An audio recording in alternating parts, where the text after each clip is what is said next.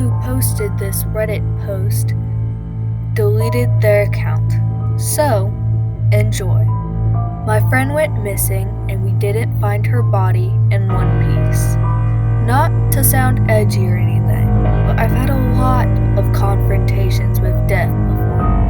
I've come across the lot of dead bodies and I've seen a lot of accidents. I've even witnessed a death of a younger sibling, something I don't think I will be able to go into the details of anytime soon. But I've never felt personally threatened outside of this incident. The fact that what happened to my friend almost happened to me really messes me up sometimes. The reason why I brought up the death of my sibling so randomly is because it's actually relevant to the story. You see, after my brother unfortunately passed away in an accident, my parents got really, how do I describe it? Maybe just frantic? My mom was really depressed and my father immersed himself in religion, thinking that it was God's punishment or something, which I think is complete BS, but that's him, I guess. They also threw themselves into their work, so I was left alone in the house a lot. For a time, I just straight up didn't go to school, and when I did, my parents kind of moved me around a lot. I had to have gone to at least 5 schools over the next 2 years.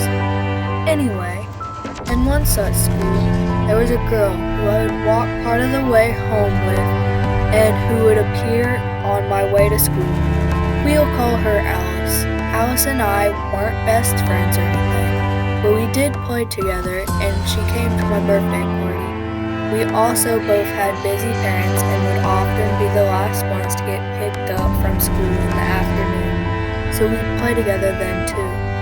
At one such instance as this, she and I were the last ones like usual, and we were playing some doctor game when a man came up to the front gate. We recognized him as another girl's dad, a girl in our class. We'd seen her go home with her mom earlier though. Her parents were divorced for clarification. We'll call this guy Paul. Can one of you girls get Sarah for me? We'll call his daughter Sarah for the sake of the story. Sarah's already gone home, sir, I said.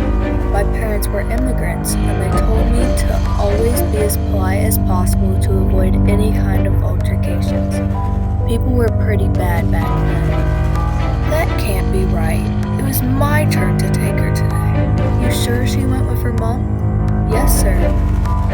Alice had been quiet the whole time. When Sarah went home with her dad, she would go some of the way with us, but we weren't very close with her. Her dad wasn't a stranger though. Oh well. What are you girls doing here so late anyway? Want to ride home? Paul had one of the biggest cars the two of us had ever seen. I don't know much about cars, just that this one had a high floor you could step up onto and big wheels. To kids like us, that thing looked like luxury. No thanks, sir. My parents are coming. My parents had become incredibly paranoid after the loss of my brother, which meant that I couldn't go home with anyone other than them, even if I knew the person. Paul wouldn't let anyone. He kept trying to convince us to go with him, real gentle-like. He just seemed like a concerned adult. I didn't give in though. Alice did. Even when we had convinced her, he kept trying to haggle me to go with him, saying that it didn't feel right leaving a little girl by herself so late. I insisted I was fine, and he left looking a little irritated. I said goodbye as I watched them enter Paul's car. That was the last time I ever saw Alice. Alice's parents were pretty relaxed. Sometimes Alice would go to someone's house without telling them and would call them from her playmate's house phone after a couple of hours, so chances are they weren't that worried when they came to pick her up and she wasn't there. It had been a Friday too, so the chances of her just going to someone's house was high. I didn't see Alice on the walk to school on Monday. She didn't turn up to school at all that week. At some point, her parents had to have called the police because they began coming to school and talking to teachers. None of us kids were told what was going on. None of us linked the police cars floating around to Alice's absence. If they had questioned us kids, they probably would have found her sooner. They never asked me, and my parents never gave me the details of the investigation. I have no idea how he even became a suspect when I was the only one that saw him take her that day. Perhaps someone saw them together in Paul's car while he drove her or something. All I know is, about a week and a half after I had last seen her, we got told in school that Alice wouldn't be coming to school anymore. They said she had gone to heaven, and I already knew what this analogy meant. Unlike the other kids here, I had already dealt with death before. I vomited in the bins that day. My parents wouldn't tell me anything, but they didn't have to.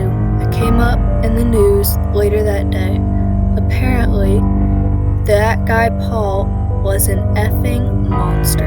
He was a cannibal, and he'd taken Alice to his house, cut her up into chunks, and ate her. They found bits of her in the fridge and in the tub. I think my heart seriously fell into my butt. I was there. That could have been me. He'd seemed like such a nice guy. Heck, we even knew him. He was our friend's dad. I've had really bad trust issues since then, for obvious reasons. When I told my parents what had happened, they immediately moved area and moved schools. The fact that they had almost lost another child probably killed them inside. I had horrible nightmares for weeks after that, usually just assorted memories of that day, when I just let Alice get taken by that monster. Sometimes there'd be a twist of events where I said yes to his offer and ended up just like her.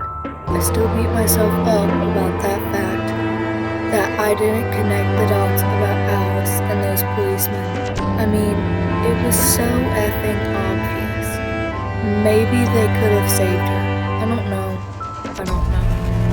I am just grateful that I trusted my gut and didn't go home with that guy. Who knows what Alice must have felt